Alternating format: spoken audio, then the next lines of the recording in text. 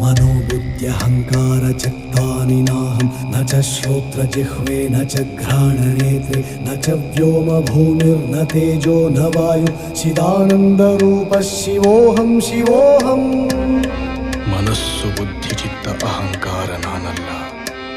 ಕಣ್ಣು ಕಿವಿ ಮೂಗು ಮೊದಲಾದ ಪಂಚೇಂದ್ರಿಯಗಳಲ್ಲಿ ನಾನಿಲ್ಲ. ಭೂಮಿ ಜಲ ಗಾಳಿ ಆಕಾಶವು ನನಗೆ ಸೇರಿಲ್ಲ.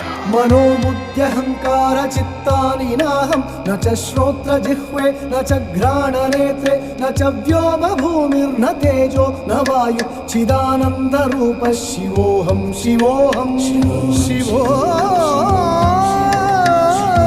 शिवोऽहं